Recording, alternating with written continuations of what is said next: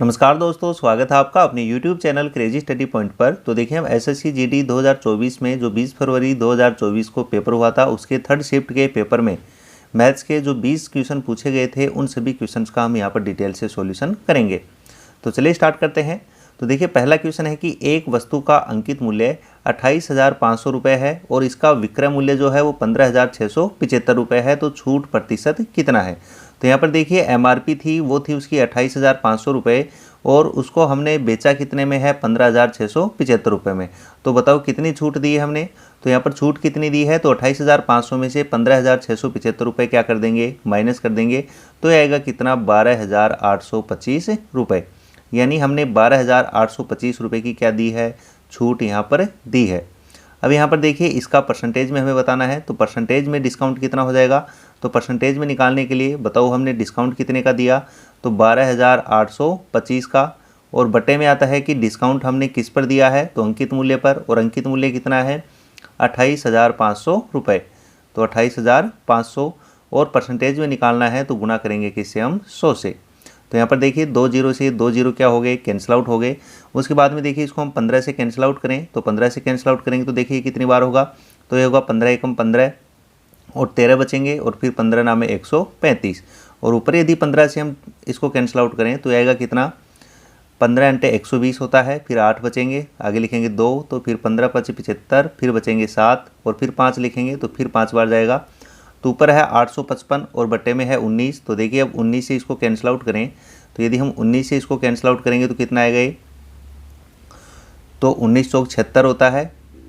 और उसके बाद में कितना बचेगा, 9 बचेगा और फिर 19 पंजे 95। तो 45% जो है वो क्या होगा, इसका डिस्काउंट होगा। तो सेकंड ऑप्शन इसका क्या हो जाएगा, करेक्ट आंसर यहाँ से हो जाएगा। नेक्स्ट क्वेश्चन देखिए।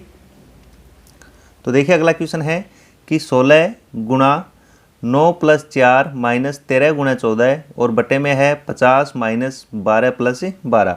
तो इसका मान हमें यहाँ पर बताना है। तो ध्यान रखना है, हमें सोल्व करते हुए बोर्डमास रूल का यहाँ पर यूज करना है। बोर्डमास रूल के अकॉर्डिंग क्वेश्चन को सोल्व करना है। बोर्डमास रूल में बी का मतलब होता है ब्रैकेट, उसके बाद में ऑफ, डी का मतलब होता है डिवीजन यानी कि भाग, और एम का मतलब होता है मल्टीप्लाई यानी कि गुणा, और ए का मतलब होता है ऐड यानी कि जोड़ना, और एस का मतलब होता है सब्सट्रैक्ट यानी कि घटाना। तो सबसे पहले हम सोल्व करते हैं किसको, ब्रैकेट को। तो देखिए, ऊपर लिखा हुआ है 16 और गुणा जो ब्रैकेट है पहले उसको सोल्व करेंगे। तो 9 + 4 कितना हो जाएगा, 13 और -13 × 14 और बटे में देखिए, बटे में लिखा हुआ है 50 और माइनस, तो पहले हम जो ब्रैकेट में लिखा हुआ है उनको जोड़ के लिखेंगे। तो 12 + 12 कितना हो जाएगा, 24, और बाहर साइन किसका है, माइनस का, तो ये हो जाएगा कितना, -24। अब ऊपर देखिए, इनको गुणा करके लिखने से अच्छा ये होगा कि दोनों में 13 कॉमन है, तो 13 को हम क्या ले लेंगे, कॉमन ले लेंगे। तो 13 कॉमन लेंगे तो यहाँ से 13 कॉमन आ गया तो बचेगा कितना, 16, और माइनस आगे हमने 13 कॉमन ले लिया तो वहाँ से बचेगा कितना, 14। और बटे में देखिए, 50 में से 24 को माइनस कर देंगे तो ये बचेगा कितना, 26। अब देखिए, ऊपर है 13 और 16 में से 14 माइनस करेंगे तो बचेगा कितना, 2, और बटे में कितना है, 26। तो 13 को 2 से गुणा करेंगे 26 और बटे में भी कितना है, 26, तो ये आ जाएगा कितना, 1। तो सेकंड ऑप्शन इसका क्या हो जाएगा, करेक्ट आंसर यहाँ से हो जाएगा। नेक्स्ट क्वेश्चन देखिए। तो देखिए, अगला क्वेश्चन है कि यदि 18 आदमी एक काम को 13 दिनों में पूरा कर सकते हैं तो 54 आदमी उसी काम को कितने दिनों में पूरा कर देंगे। तो यहाँ पर देखिए, फॉर्मूला होता है M1D1 और बराबर M2 D2, जहाँ पर M आदमियों की संख्या होती है और D जो होता है वो दिनों की संख्या होती है। तो यदि देखिए, पहले आदमी कितने थे, 18 आदमी थे और एक काम को कितने दिनों में पूरा कर पा रहे थे, तो 13 दिनों में पूरा कर सकते थे। तो अब वो पूछ रहा है कि 54 आदमी इस काम को कितने दिनों में पूरा कर देंगे। तो यहाँ पर दिनों की संख्या हमें बतानी है। तो यहाँ पर देखिए, 18 से कैंसिल आउट हो जाएगा कितनी बार, 54, 3 बार, और डी अब बराबर आ जाएगा यहाँ पर कितना, 13, और बटे में आ जाएगा कितना, 3। तो दिनों की संख्या आ जाएगी 13/3 दिन में काम को पूरा कर देंगे। तो सेकंड ऑप्शन इसका क्या हो जाएगा, करेक्ट आंसर यहाँ से हो जाएगा। नेक्स्ट क्वेश्चन देखिए। तो देखिए, अगला क्वेश्चन है कि यदि एक निश्चित धनराशि साधारण ब्याज पर 8 वर्ष 6 माह में स्वयं की क्या हो जाती है, 3 गुना हो जाती है, तो वार्षिक ब्याज की दर कितनी होगी। तो देखिए, जो राशि है वो स्वयं की 3 गुना हो जाती है, यानी कि हमारा मूलधन यदि 1 था तो ये 8 वर्ष 6 महीने में कितना हो जाएगा, स्वयं का 3 गुना, यानी कि कितना हो जाएगा, 3 हो जाएगा। तो बताओ 1 से बढ़कर 3 हो गया है, ये हमारा हो गया मूलधन और ये हो गया हमारा क्या, मिश्र धन यानी कि अमाउंट। तो बताओ ब्याज कितना मिला, तो मूलधन 1 से बढ़कर 3 हो गया, मतलब हमें जो सिंपल इंटरेस्ट यानी कि साधारण ब्याज है वो मिलेगा कितना, 2। तो यहाँ पर ब्याज की दर बतानी है, तो दर बराबर क्या होता है, ब्याज गुणा 100। तो ब्याज तो कितना हो गया 2 और गुणा में 100 और बटे में देखिए मूलधन, मूलधन हमने कितना माना है 1 और गुणा में आएगा कितना, समय। और समय देखिए कितना है 8 वर्ष 6 महीने। तो 6 महीने को भी हम क्या करेंगे, वर्ष में बदलेंगे, तो 12 का क्या लगाएंगे, भाग। और 6/12 का मतलब हो गया 6 से कैंसिल आउट होगा कितनी बार, 2 बार। तो 8 सही 1/2 वर्ष, यानी कि हम बोल सकते हैं 8 दूनी 16 और 1 17/2 वर्ष। तो हमें टाइम लेना है 17/2 वर्ष। तो 17 और बटे के जो 2 हैं वो कहाँ चले जाएंगे, ऊपर गुणा में। तो यहाँ पर देखिए कितना हो जाएगा ये, तो हो जाएगा 2 को 2 से गुणा करेंगे 4 और 100 से गुणा करेंगे तो 400 और बटे में आएगा कितना, 7। तो देखिए जब इसको सोल्व करेंगे तो कितना आएगा, तो 17 दूनी 34, उसके बाद में कितने बचेंगे 6 के आगे 0 लिखेंगे, उसके बाद में 17 × 51 और आगे सोल्व करेंगे तो 23.52% का जो क्या है वो होगी ब्याज की दर। तो थर्ड ऑप्शन हमारा क्या हो जाएगा, करेक्ट आंसर यहाँ से हो जाएगा। नेक्स्ट क्वेश्चन देखिए, तो देखिए अगला क्वेश्चन है कि एक गोले की त्रिज्या 4.2 सेंटीमीटर है, तो गोले का आयतन यानी कि वॉल्यूम कितना होगा ये हमें बताना है। तो देखिए गोले का जो आयतन होता है वो बराबर होता है 4/3 पाई r क्यूब के। तो यहाँ पर देखिए हो जाएगा 4/3 और पाई का मान कितना होता है 22/7 और गुणा r क्यूब, r है यहाँ पर कितना है 4.2, तो ये हो जाएगा 4.2 × 4.2 और इंटू 4.2। तो यहाँ से देखिए 7 से कैंसिल आउट हो जाएगा कितनी बार, 6 बार, और एक संख्या के बाद पॉइंट था तो पॉइंट लगा देंगे तो आएगा 0.6। ऐसे देखिए 3 से कैंसिल आउट हो जाएगा ये कितनी बार, 3 से कैंसिल आउट होगा कितनी बार, 1.4 टाइम। तो जब गुणा करेंगे तो आएगा देखिए 22 को 4 से गुणा करेंगे तो आ जाएगा कितना 88 और गुणा 1.4 को 0.6 से गुणा करेंगे तो आएगा कितना 0.84 और गुणा कर देंगे इसको किससे 4.2 से। तो जब इसको सॉल्व करेंगे तो आएगा कितना 310.46 सेंटीमीटर क्यूब। तो थर्ड ऑप्शन इसका क्या हो जाएगा, करेक्ट आंसर यहाँ से हो जाएगा। नेक्स्ट क्वेश्चन देखिए, तो देखिए अगला क्वेश्चन है कि 800 + 41 भाग 14 गुणा 84 - 26 का मान कितना होगा। तो यहाँ पर देखिए लिखा हुआ है 880 और प्लस का 41, और देखिए जब भाग को यदि हम गुणा में बदल दें, भाग के निशान को हम गुणा में बदल दें तो आगे जो संख्या लिखी होती है उसको उल्टा लिख देते हैं, तो ये हो जाएगा 1/14 और गुणा में कितना है 84 और माइनस कितना है 26। तो देखिए यहाँ से 14 से कैंसिल आउट हो जाएगा कितनी बार, 6 बार। तो यहाँ पर हम लिख सकते हैं कि 880 और प्लस 41 को गुणा करेंगे हम 6 से तो कितना आएगा 6 × 6 और 6 को 4 से करेंगे तो 24 और माइनस का 26। अब यहाँ से देखिए यह है 880 और प्लस 246 में से 26 माइनस करेंगे तो आएगा कितना 220 और 880 + 220 ये हो जाएगा कितना 1100। तो फर्स्ट ऑप्शन इसका क्या होगा, करेक्ट आंसर यहाँ से हो जाएगा। नेक्स्ट क्वेश्चन देखिए, तो देखिए अगला क्वेश्चन है कि यदि किसी संख्या में से 25 घटा दिया जाए तो वह संख्या स्वयं की क्या हो जाती है, 50% हो जाती है। तो मानो कि यदि वो संख्या हमारी x होती, तो बताओ यदि हम इस x में से क्या घटाते, 25 को घटा देते, और कोई भी संख्या होती है वह खुद का कितना % होती है, वो 100% होती है। तो यदि हमने उस संख्या में से 25 घटाया है तो वह संख्या स्वयं की 50% हो जाती है। तो बताओ यदि संख्या 50% हो जाती है और खुद का 100% होती है तो मतलब हमने कितना कम किया, हमने कम किया कितना 50% ही कम किया है, क्योंकि 50% हो जाती है इसका मतलब 50% हमने क्या किया है, कम किया है। और वैसे देखिए कितना कम किया हमने, 25 कम किया। इसका मतलब ये हुआ कि 50% जो है उस संख्या का वो कितना है, 25 है। तो बताओ 100% कितना हो जाएगा, वह संख्या हमसे पूछी है, तो 100% कितना हो जाएगा। तो 25 एक की वैल्यू निकालने के लिए 50 से क्या करेंगे, भाग लगाएंगे और गुणा कर देंगे किससे, 100 से, क्योंकि 100% की वैल्यू हमें बतानी है। तो 50 से 2 बार कैंसिल आउट होगा और 25 को 2 से गुणा करेंगे तो आएगा कितना 50। तो फर्स्ट ऑप्शन इसका क्या हो जाएगा, करेक्ट आंसर यहाँ से हो जाएगा। नेक्स्ट क्वेश्चन देखिए, तो देखिए अगला क्वेश्चन है कि एक कुर्सी का अंकित मूल्य 5,000 रुपये है। 10% और X% की दो क्रमागत छूट देने के बाद कुर्सी 3150 रुपये में बेची जाती है। तो X का मान क्या होगा ये हमें यहाँ पर बताना है। तो देखिए दो क्रमागत छूट का मतलब ये हुआ कि सबसे पहले देखिए 5,000 रुपये अंकित मूल्य था, इस पर हमने क्या की 10% की डिस्काउंट दिया है। तो बताओ यदि 10% का डिस्काउंट देंगे तो 10% का डिस्काउंट का मतलब क्या हुआ, 5,000 का 10%, 5,000 का 10% कितना हो जाएगा। तो देखिए 2 जीरो से ये 2 जीरो कैंसिल आउट और 50 को 10 से गुणा करेंगे तो 500, मतलब 500 रुपये का हमने क्या किया, डिस्काउंट दिया। मतलब हमने बेचा कितने में उसको, 4500 में।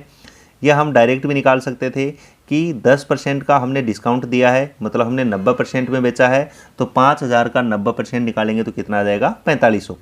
अब इस पे हमने एक छूट और दी है, और कितने परसेंट की छूट दी है, X% की हमने छूट दी है। और X% की छूट देने के बाद में हमने कुर्सी को बेचा कितने में, 3150 में। तो बताओ 4500 रुपये की चीज़ थी, उसको हमने 3150 में बेचा है, तो कितना डिस्काउंट हमने दिया। तो यहाँ पर देखिए 4500 में से हम माइनस करेंगे कितने, 3150, 3150। तो बताओ कितना हो जाएगा ये, तो इसको माइनस करेंगे तो 0, ये हो जाएगा 5, और यहाँ से 4 में से 1 माइनस करेंगे तो 3, और यहाँ पर 4 में से 3 माइनस करेंगे तो 1। तो 1350 रुपये जो हैं, 1350 रुपये जो हैं वो क्या किए, हमने छूट दी है। तो इसी को हमें परसेंटेज में बताना है। तो बताओ परसेंटेज में कितनी छूट हो जाएगी ये। तो देखिए 1350 का हमने डिस्काउंट दिया, और ये डिस्काउंट कितने पे दिया है हमने, 4500 रुपये पे। तो जिस पे डिस्काउंट देते हैं वो बटे में आता है, और परसेंटेज में निकालना है तो गुणा करेंगे हम किससे, 100 से। तो 2 जीरो से 2 जीरो कैंसिल आउट हो जाएंगे। उसके बाद में देखिए यदि हम इसको 15 से कैंसिल आउट करें तो 15 से ये 3 बार कैंसिल आउट होगा, इसको 15 से कैंसिल आउट करेंगे तो ये 90 बार कैंसिल आउट होगा, क्योंकि 15 नाम 135 और आगे क्या है 0। फिर 3 से कैंसिल आउट करेंगे इसको, तो 3 से कैंसिल आउट करेंगे 90 को, तो कितनी बार होगा, 30 बार। तो यहाँ पर 30% क्या हो जाएगा, इसका डिस्काउंट हो जाएगा। मतलब X की वैल्यू हमारी कितनी है, 30% है। तो सेकंड ऑप्शन हमारा क्या होगा, करेक्ट आंसर यहाँ से हो जाएगा। नेक्स्ट क्वेश्चन देखिए। तो देखिए अगला क्वेश्चन है कि A और B अकेले अकेले तौर पर एक काम को क्रमशः 20 दिन और 60 दिन में पूरा कर सकते हैं। उन्होंने एक साथ काम शुरू किया, और लेकिन A ने कुछ दिनों के बाद में क्या किया, काम छोड़ दिया। B ने शेष काम 12 दिनों में पूरा किया। तो बताओ काम की शुरुआत से कितने दिनों के बाद A ने काम छोड़ा था। तो यहाँ पर तो देखिए सबसे पहले हम टोटल जो काम है हमारा उसको यूनिट्स में डिवाइड करेंगे, टोटल यूनिट मान लेंगे। तो A अकेला जो है वो काम कर रहा था कितने दिनों में, 20 दिनों में। A अकेला काम को कर रहा था 20 दिनों में, और B अकेला कर सकता है उस काम को कितने दिनों में, 60 दिनों में। तो इनके एलसीएम के बराबर हम टोटल काम मान लेते हैं। तो 20 और 60 का एलसीएम कितना हो जाएगा, 60 ही हो जाएगा। तो 60 यूनिट जो है वो हमने टोटल काम मान लिया। अब देखिए A जो है इन 60 यूनिट को 20 दिनों में पूरा करता है, मतलब एक दिन में कितनी यूनिट करेगा, 3। 20 से डिवाइड कर देंगे तो एक दिन में कितनी यूनिट डिवाइड करेगा, 3।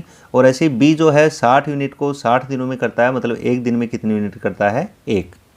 यहाँ पर देखिए अब दोनों ने एक साथ काम करना शुरू किया, तो A और B इन दोनों ने मिलकर के कुछ दिनों तक काम किया। मान लो कि कुछ दिनों के बाद में यहाँ तक इन दोनों ने एक साथ क्या किया, काम किया। उसके बाद में A ने काम छोड़ दिया। अब बताओ A काम छोड़ देगा तो अगले जब तक काम पूरा नहीं हुआ तब तक काम करेगा अकेला कौन, B। और B जो है वो एक दिन में कितने काम करता है, एक काम करता है। और इसने अकेले कितने दिनों में काम किया, जो बचा हुआ काम था उसको 12 दिनों में इसने पूरा किया है, 12 दिनों में इसको पूरा किया है। तो बताओ ये एक दिन में एक काम करता है, तो 12 दिनों में कितनी यूनिट की इसने, तो 12 दिनों में करेगा ये कितनी, 12 यूनिट। और टोटल काम कितना है हमारा, 60 यूनिट। तो बताओ 60 यूनिट में से B ने अकेले 12 यूनिट किए हैं, तो दोनों ने मिलकर कितनी की, तो 60 में से 12 माइनस करेंगे तो 48। मतलब दोनों ने मिलकर के 48 यूनिट काम किया था। और दोनों मिलकर एक दिन में कितना करते हैं, तो A करता है 3 और B करता है 1, मतलब दोनों मिलकर के एक दिन में 4 यूनिट करते थे। तो बताओ 48 यूनिट को कितने दिन में करेंगे, तो 48 को भाग कर देंगे किससे, 4 से, तो आएगा कितना, 12 दिन। तो मतलब A और B ने दोनों ने मिलकर के काम कितने दिन किया था, 12 दिन किया था। मतलब 12 दिन बाद में A ने काम छोड़ दिया था। तो फर्स्ट ऑप्शन इसका क्या हो जाएगा, करेक्ट आंसर यहाँ पर हो जाएगा। नेक्स्ट क्वेश्चन देखिए। तो देखिए अगला है कि 6 दोस्तों की औसत ऊंचाई 144 सेंटीमीटर है। 150 सेंटीमीटर की ऊंचाई वाला एक लड़का जो है वो समूह छोड़ देता है। तो तो समूह की औसत ऊंचाई क्या होगी। तो यहाँ पर देखिए 6 दोस्त थे, तो उनकी 6 की टोटल एज यदि हम पता करें, सॉरी यहाँ पर क्या है, हाइट है। यदि 6 दोस्तों की टोटल हाइट की यदि हम बात करें, टोटल हाइट की यदि हम बात करें तो वो कितनी होगी। तो जो भी एवरेज होता है, यहाँ पर एवरेज कितना दिया है 144, इसको कितने की है ये उससे गुणा कर दें। तो कितने दोस्तों की है, तो 6 दोस्तों की है, तो 6 से इसको क्या करेंगे हम गुणा कर देंगे, तो टोटल हाइट हमें पता चल जाएगी। 6 दोस्तों की टोटल हाइट यानी कि इनका योग हमें यहाँ पर पता चल जाएगा। तो 6 को 4 से करेंगे 24, 6 को 4 से करेंगे 24 और 2 26, और 6 एकम 6 और 2 कितना हो जाएगा 8। तो इन सभी की जो हाइट का टोटल होगा, योग होगा, वो होगा कितना 864 सेंटीमीटर। अब इसमें से 150 सेंटीमीटर की हाइट वाला एक लड़का जो है वो ग्रुप को छोड़ देता है। तो बताओ बचे हुए 5 की टोटल हाइट कितनी होगी। बचे हुए 5 की टोटल हाइट यानी कि 5 दोस्तों की हाइट का टोटल कितना हो जाएगा। तो 864 में से 150 माइनस करेंगे तो आएगा कितना 4, 6 में से 5 निकालेंगे तो 1, और 8 में से 1 निकालेंगे तो 7, तो आएगा कितना 714। तो बचे हुए 5 दोस्तों की टोटल हाइट कितनी है 714 सेंटीमीटर। तो इसका एवरेज बताना है। तो एवरेज निकालने के लिए क्या करते हैं, जो टोटल हाइट है 714, इसमें डिवाइड कर दो। कितने की है ये, 5 की है, तो 5 से डिवाइड कर देंगे। तो देखिए कितना आएगा ये, 5 एकम 5, उसके बाद में 2 बचेंगे, फिर 5 चौक 20, उसके बाद में 1 बचेगा, फिर 5 दूनी 10, उसके बाद में 4 बचेंगे और 5 आटे 40। तो 142.8 सेंटीमीटर जो है वो ग्रुप की नई औसत ऊंचाई है। तो सेकंड ऑप्शन इसका क्या हो जाएगा, यहाँ पर करेक्ट आंसर हो जाएगा। नेक्स्ट क्वेश्चन देखिए। तो देखिए अगला क्वेश्चन है कि पीतल में तांबे और जस्ते का जो अनुपात है वो 25:12 है। तो 370 किलोग्राम पीतल में तांबे की कितनी मात्रा है। तो यहाँ पर देखिए टोटल कितना है, इनका अनुपात यदि देखें हम तो 25:12 का अनुपात है किसका, तांबे का और जस्ते का। तांबे को टी से लिख दिया हमने और जस्ते को जैसे लिख दिया है। और टोटल जो 370 केजी दे रखा है, तो यहाँ पर देखिए अनुपातों का टोटल करेंगे यहाँ पर। तो 25 और 12 कितना होगा 37, मतलब 37 यूनिट जो है वो बराबर है कितने के 370 किलोग्राम के। तो हम 1 यूनिट की यदि बात करें तो 37 से डिवाइड करेंगे तो आएगा कितना 10 किलोग्राम, यानी कि 1 यूनिट बराबर है 10 किलोग्राम के। तो पीतल में हमें तांबे की मात्रा बतानी है। तो देखिए तांबे का अनुपात कितना है 25 यूनिट है। तो 1 यूनिट यदि 10 किलोग्राम के बराबर है तो 25 किसके बराबर हो जाएगी। तो 25 को गुणा कर देंगे हम किससे 10 से, तो आएगा कितना 250 किलोग्राम।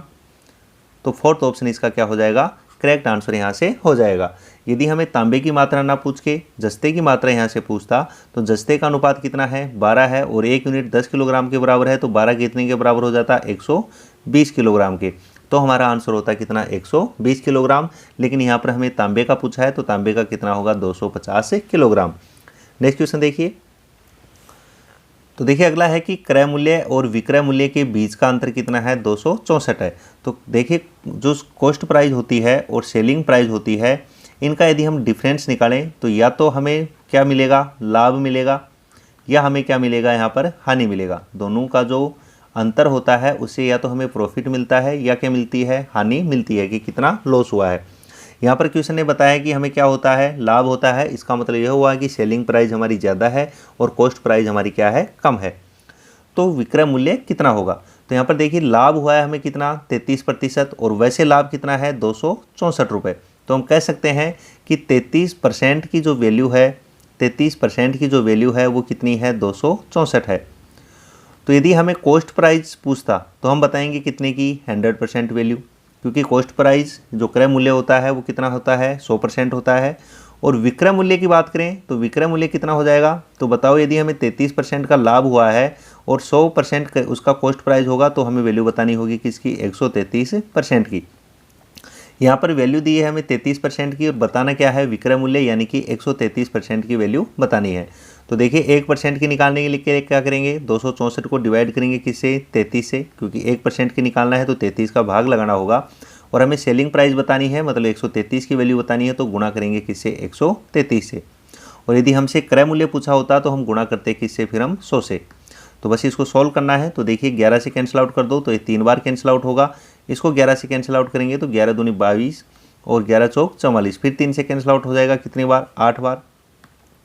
फिर गुणा करना है हमें 133 को 8 से, तो यह हो जाएगा 8 3 24, 2 8 3 24 और 2 हो जाएगा 26 और 8 एकम 8 और 2 10। तो 1064 रुपये जो है वो उसका क्या होगा, विक्रय मूल्य होगा। फर्स्ट ऑप्शन इसका क्या हो जाएगा, करेक्ट आंसर यहाँ से हो जाएगा। नेक्स्ट क्वेश्चन देखिए। तो देखिए अगला क्वेश्चन है कि यदि किसी टेबल का विक्रय मूल्य उसके क्रय मूल्य का क्या है 25% है तो हानि प्रतिशत कितनी होगी। तो देखिए जो विक्रय मूल्य है वो क्रय मूल्य का कितना है 25% है। तो देखिए 25% का मतलब कितना होता है, परसेंट का साइन हटाते हैं, बटे में 100 लगाते हैं, मतलब कि कितना हो गया 1/4। तो यहाँ पर क्वेश्चन बोल रहा है कि उसका विक्रय मूल्य क्रय मूल्य का क्या है 25% है। तो जिससे तुलना करते हैं वो हमेशा बटे में होता है। तो तुलना किससे की है, क्रय मूल्य से की है। तो यहाँ पर देखिए नीचे जो होगा वो होगा हमारा क्या, क्रय मूल्य, तो ये होगी उसकी कॉस्ट प्राइस। और जो ऊपर लिखा होगा वो होगा हमारा सेलिंग प्राइस, की जो कॉस्ट प्राइस का कितना है 1/4 है। मतलब यदि कॉस्ट प्राइस 4 है तो सेलिंग प्राइस होगी हमारी कितनी 1। तो यहाँ पर देखिए 4 रुपये कॉस्ट प्राइस है और हमने इसको बेचा कितने में, 1 में, मतलब ये इसकी सेलिंग प्राइस है। तो 4 में खरीद कर 1 में बेच रहे हैं तो हमें क्या होगा, लॉस होगा। और लॉस भी कितने का हुआ है, 3 का हुआ है। और इसी को हमें क्या बताना है, परसेंटेज में बताना है। तो परसेंटेज में लॉस कितना हो जाएगा, तो 3 का लॉस हुआ और बटे में आएगी कॉस्ट प्राइस कितनी है 4 और गुणा करेंगे किससे हम 100 से। तो 4 से कैंसिल आउट हो जाएगा ये 25 बार और 25 को जब 3 से गुणा करेंगे तो आएगा 75%। तो 75% का हमें क्या होगा, लॉस होगा। सेकंड ऑप्शन इसका क्या होगा, राइट आंसर यहाँ से हो जाएगा। नेक्स्ट क्वेश्चन देखिए। तो देखिए अगला क्वेश्चन है कि दो संख्याओं का जो अनुपात है वो 11:13 है।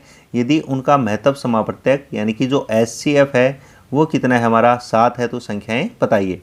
तो देखिए कभी भी हमें संख्याओं का अनुपात दिया हो, संख्याओं का हमें क्या दिया हुआ हो, अनुपात दिया हुआ हो, तो यदि हम अनुपात को गुणा कर दें किससे, HCF से, तो हमें डायरेक्ट क्या मिलती हैं, संख्याएं मिलती हैं। डायरेक्ट हमें क्या मिलती है, संख्या मिल जाती है। तो यहाँ पर देखिए पहली संख्या का अनुपात 11 है, तो यदि हम इसको इसके HCF यानी कि 7 से गुणा करेंगे तो पहली संख्या मिलेगी। दूसरी का अनुपात 13 है, इसको यदि हम 7 से गुणा करेंगे तो ये कितना होगा 91, तो संख्याएं होंगी 77 और 91। तो फोर्थ ऑप्शन इसका क्या हो जाएगा, करेक्ट आंसर यहाँ से हो जाएगा। नेक्स्ट क्वेश्चन देखिए। तो देखिए अगला क्वेश्चन है कि यदि वार्षिक रूप से संयोजित हो रहा है, ब्याज जो है वो वार्षिक रूप से क्या हो रहा है, संयोजित हो रहा है, तो 30% वार्षिक चक्रवर्ती ब्याज की दर से कितनी धनराशि जो है वो 2 वर्ष में 9464 रुपये हो जाएगी। यानी कि हमें 2 वर्ष के बाद का क्या दे रखा है, मिश्र धन दे रखा है। तो देखिए कंपाउंड इंटरेस्ट के क्वेश्चन में हम क्या करते हैं, यदि हमें मूलधन नहीं दिया हुआ हो तो जो रेट दी होती है, यहाँ पर देखिए रेट कितनी है 30% है, तो इसकी फ्रैक्शन वैल्यू यदि हम निकालें तो परसेंट का साइन हटाएंगे, बटे में 100 लगाएंगे, तो 0 से 0 कैंसिल आउट हो जाएगा, आएगा कितना 3/10।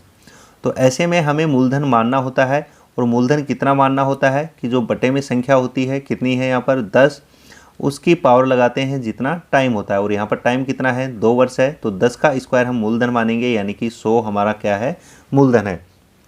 उसके बाद में देखिए 2 वर्ष का क्वेश्चन है, तो हमें 2 कॉलम बनाने हैं, ये फर्स्ट और ये सेकंड। तो यहाँ पर देखिए पहले वर्ष हमें क्या मिलेगा, जो भी मूलधन है उस पर हमें ब्याज मिलेगा कितना 3/10। कितना ब्याज मिलेगा 3/10, तो 100 का 3/10 निकालेंगे और 100 का 3/10 कितना होता है, तो 0 से 0 कैंसिल आउट हो जाएगा, तो आएगा कितना 30। दूसरे वर्ष हमें क्या मिलेगा, जो मूलधन है उस पर तो ब्याज मिलना ही है और मूलधन 100 है, तो 100 का 3/10 यानी 30 ब्याज मिलेगा। और जो पहले वर्ष ब्याज मिला था उस ब्याज पर भी क्या मिलेगा, ब्याज मिलेगा, तो इस 30 का भी हमें क्या निकालना है 3/10। तो बताओ कितना हो जाएगा, 0 से 0 कैंसिल आउट, 3 को 3 से गुणा करेंगे तो 9। तो इस प्रकार से देखिए हमें टोटल जो ब्याज मिलेगा, यहाँ से टोटल ब्याज मिलेगा वो कितना मिलेगा, तो यहाँ से हम कंपाउंड इंटरेस्ट की यदि बात करें तो कितना होगा 30 और 30 60 और 9 69, तो 69 जो है वो हमारा क्या हो जाएगा, कंपाउंड इंटरेस्ट हो जाएगा। यदि हम बात करें मिश्र धन की यानी कि टोटल अमाउंट की, तो वो कितनी हो जाएगी, तो हमारा मूलधन यदि 100 था और हमें 69 उस पर कंपाउंड इंटरेस्ट मिला है, तो अमाउंट हो जाएगी हमारी कितनी 169। और इसी की हमें क्वेश्चन में वैल्यू दी है कि 9464 रुपये हो जाती है, मतलब मिश्र धन कितना है 9464। तो हमें वह धनराशि बतानी है, मतलब मूलधन बताना है, इस 100 की वैल्यू हमें बतानी है। तो यहाँ पर देखिए हमारा मूलधन जो P है वो कितना हो जाएगा देखना। तो यहाँ पर हमें टोटल अमाउंट दे रखी है कितनी 169 जो है, ये वैल्यू है कि किसकी 9464 की, क्योंकि हमें टोटल अमाउंट दे रखी है 9464 और वैसे हमारी टोटल अमाउंट आई है कितनी 169।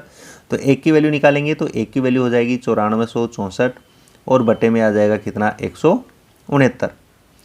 और हमें मूलधन बताना है, मतलब 100 की वैल्यू बतानी है। तो 100 की वैल्यू बतानी है तो इसको गुणा कर देंगे हम किससे, 100 से। तो देखिए इसको कैंसिल आउट करेंगे तो 13 से कैंसिल आउट हो जाएगा ये। तो 13 से ये कैंसिल आउट होगा 13 बार, और इसको यदि हम 13 से कैंसिल आउट करें तो ये होगा 13 7 91, और उसके बाद में बचेगा कितना 3। उसके बाद में आएगा यहाँ पर 13 दूनी 26, 10 बचेंगे और 13 8 104। तो 728 बटे 13। फिर से देखिए यहाँ पर लिख रहे हैं 728 और बटे में कितना है 13, और गुणा करेंगे किससे हम 100 से। तो देखिए 13 से फिर कैंसिल आउट होगा, कितनी बार होगा 13 पंजे 65, उसके बाद में बचेंगे 7 और 13 से गए 78। तो 56 गुणा 100 यानी कि 5600 रुपये जो है वो क्या है, वो हमारा मूलधन है। नेक्स्ट क्वेश्चन देखिए, अगला क्वेश्चन है कि 4 संख्याओं का औसत कितना है, 52 है। यदि प्रथम 2 संख्याओं का औसत अन्य 2 संख्याओं के औसत का 3 गुना है तो प्रथम 2 संख्याओं का योग कितना होगा। तो इन देखिए चारों संख्याओं के यदि योग की हम बात करें, चारों संख्याओं के योग की यदि हम बात करें यहाँ से, तो 4 संख्याओं का योग कितना हो जाएगा। तो देखिए यदि हम एवरेज को गुणा कर देंगे 4 से तो हमें मिलेगा इन चारों संख्याओं का योग। तो ये कितना हो जाएगा, ये हो जाएगा 4 दूनी 8 और 5 20। तो टोटल इन चारों संख्याओं का योग हुआ 208। अब देखिए यहाँ पर प्रथम दो संख्याओं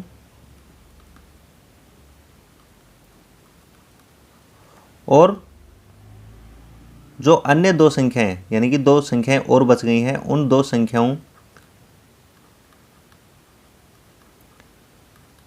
इनका जो औसत है, एवरेज है, उनका अनुपात हमें यहाँ पर दिया हुआ है। तो इनका अनुपात देखिए कितना हो जाएगा।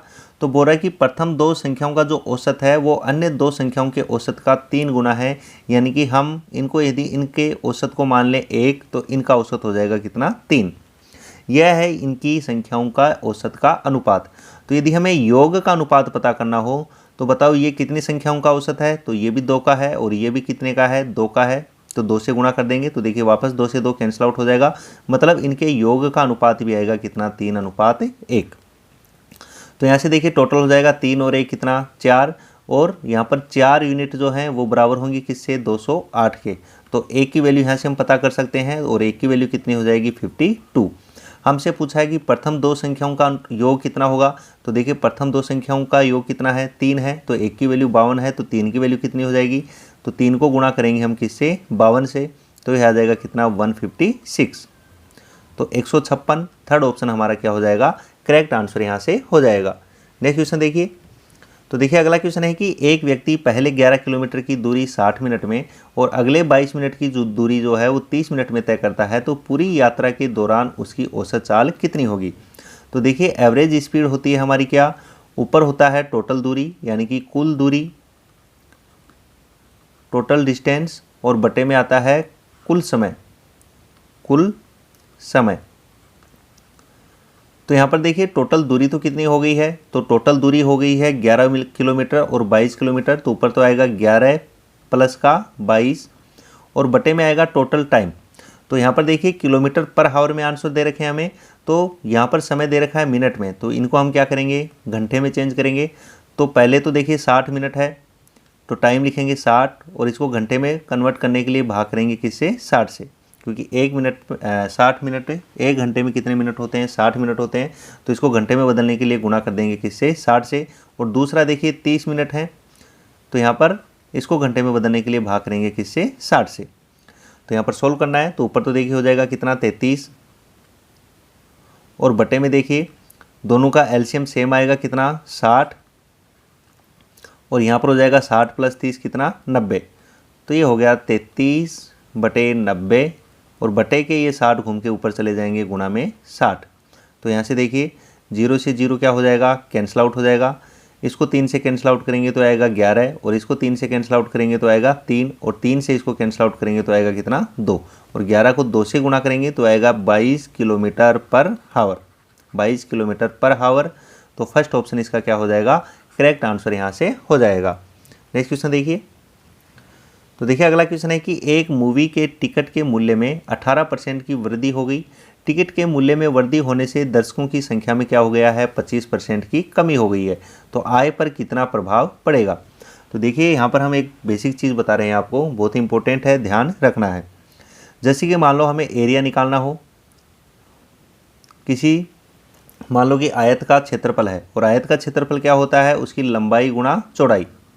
तो मान लो यदि हम इन दोनों में कुछ चेंज कर रहे हैं, दोनों संख्या आपस में क्या हो रही हैं, गुणा हो रही हैं, और दोनों में क्या करें, कुछ चेंज करें, मान लो लंबाई को घटा दिया, चौड़ाई को बढ़ा दिया, या दोनों को बढ़ा दें या दोनों को घटा दें।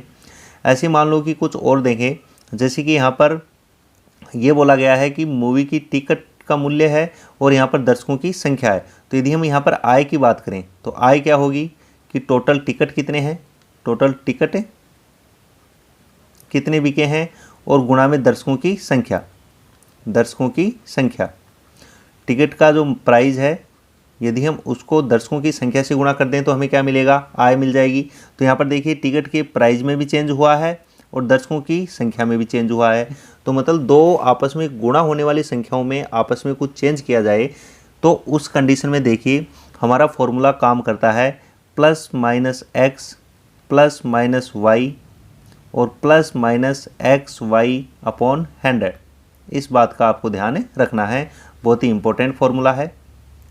अब देखिए इसको यूज़ क्या करना है, यूज़ करना है हमें कि यदि वृद्धि हो रही है, यदि क्या हो रहा है, वृद्धि हो रही है, तो उस कंडीशन में हम साइन लेंगे किसका, प्लस का। और यदि कमी हो रही है तो उस कंडीशन में हम साइन लेंगे किसका, माइनस का। और ये वाला साइन डिपेंड करेगा कि पीछे कौन से साइन आए हैं। जैसे कि यहाँ पर देखिए एक मूल्य में तो क्या किया हमने, वृद्धि किया है, तो 18% की वृद्धि हुई है, तो यहाँ पर हम लिखेंगे प्लस का 18। उसके बाद में देखिए 25% की क्या हुई है, कमी हुई है, मतलब हम माइनस लगाएंगे कितना, 25। और इस वाले में देखिए एक्स और वाई आपस में गुणा हो रहे हैं, तो यदि एक प्लस का है एक माइनस का है तो ये वाला साइन भी किसका आएगा, माइनस का आएगा, क्योंकि प्लस माइनस गुणा होकर किसके आएंगे, माइनस के।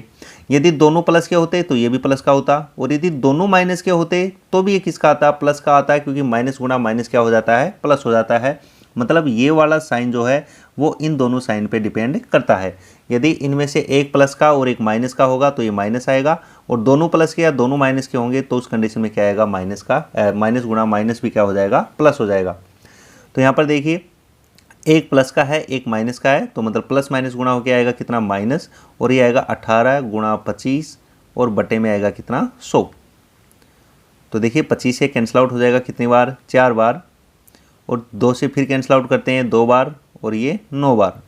तो 18 में से 25 को माइनस करेंगे तो आएगा कितना, माइनस का 7, और माइनस 9/2 का मतलब हो गया 4.5। तो दोनों माइनस के हैं तो जुड़ जाएंगे, तो ये हो जाएगा माइनस का 11.5%। अब ये माइनस का साइन क्या बता रहा है, माइनस का साइन बताएगा हमें किसका, कमी को। और यदि प्लस में आता हमारा आंसर तो होती है हमारी क्या, वृद्धि। तो यहाँ पर देखिए माइनस का साइन बताएगा कमी, और कमी कितनी, 11.5% की। तो फर्स्ट ऑप्शन हमारा करेक्ट आंसर हो जाएगा कि 11.5% की क्या होगी, यहाँ पर कमी होगी। नेक्स्ट क्वेश्चन है कि 19 गुणा 24 भाग 4 ऑफ 24 गुणा 4 और भाग 16। तो देखिए हमें बोर्डमास रूल को फॉलो करते हुए क्वेश्चन को सोल्व करना है। और बोर्डमास रूल हमारा क्या कहता है कि सबसे पहले हमें ब्रैकेट को सोल्व करना है, उसके बाद में ऑफ, उसके बाद में भाग, उसके बाद में गुणा, उसके बाद में जोड़, उसके बाद में घटाना।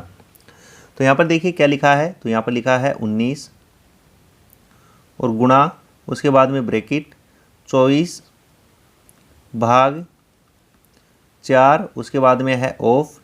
और देखिए अंदर जो वाला ब्रैकेट है, पहले हम इस ब्रैकेट को क्या करेंगे, सोल्व करेंगे। तो यहाँ पर देखिए ब्रैकेट में क्या लिखा है, ब्रैकेट में लिखा है 24 गुणा 4, और भाग के साइन को हटाएं तो हम गुणा में लिख सकते हैं 1/16, 1/16। तो यहाँ पर देखिए 4 से कैंसिल आउट होगा कितनी बार, 4 बार, और 4 से 24 कैंसिल आउट हो जाएगा कितनी बार, 6 बार। मतलब इस वाले ब्रैकेट को सोल्व करने पे आएगा कितना हमारा, 6। उसके बाद में देखिए हम इसको लिख सकते हैं 19 गुणा, और उसके बाद में ब्रैकेट।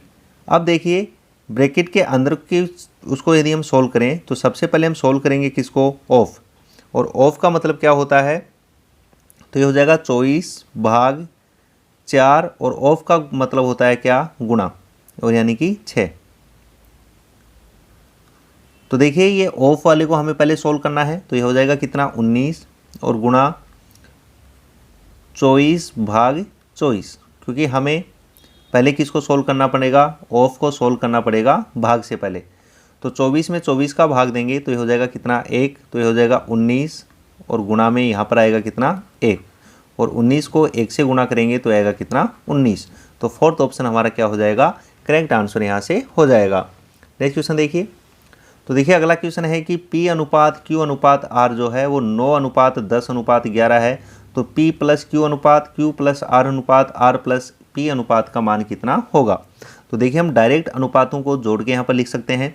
तो देखिए P प्लस Q, तो P प्लस Q कितना हो जाएगा, तो 9 और 10 कितने हो जाएंगे 19 अनुपात Q प्लस R, तो Q प्लस R, तो Q प्लस R कितना होगा 10 प्लस 11 कितना हो जाएगा 21, और अनुपात R प्लस P, तो देखिए R और प्लस P, तो R प्लस P ये कितना हो जाएगा, तो 9 और 11 हो जाएगा कितना 20। तो 19 अनुपात 21 अनुपात 20, फर्स्ट ऑप्शन इसका क्या हो जाएगा, यहाँ पर करेक्ट आंसर हो जाएगा। तो देखिए ऐसा हम क्यों कर पाते हैं कि जैसे अनुपात दे रखा है हमें P अनुपात Q अनुपात R, ये दे रखा था कितना 9 अनुपात 10 अनुपात 11। तो यदि हमें इनको मानना होता तो इसको हम मान सकते थे 9x, इसको मान सकते थे हम 10x, और इसको मान सकते थे हम क्या 11x। तो जब हम इनको जोड़ के लिखते तो ये देखिए ये कितना आता, ये आ जाता हमारा 19x, Q प्लस R हमारा कितना आ जाता 21x, और R प्लस जो P है वो आ जाता हमारा कितना 20x। तो यहाँ से देखिए फिर से अनुपात निकालते तो x x क्या हो जाता, कैंसिल आउट हो जाता। तो इसका मतलब इस प्रकार से यदि हमें जोड़ना या घटाना हो तो हम डायरेक्ट अनुपातों को भी जोड़ या घटा सकते हैं। तो ठीक है दोस्तों, यदि वीडियो आपको अच्छा लगा हो तो ज़्यादा से ज़्यादा लाइक करें और शेयर करें, और यदि अभी तक आपने चैनल को सब्सक्राइब नहीं किया है तो प्लीज़ चैनल को सब्सक्राइब कर लें, और उसके जो बगल में बेल आइकन है उसको जरूर प्रेस कर लें ताकि जब भी कोई नया अपडेट हो तो उसका नोटिफिकेशन आप तक पहुँच सके। Okay, thank you.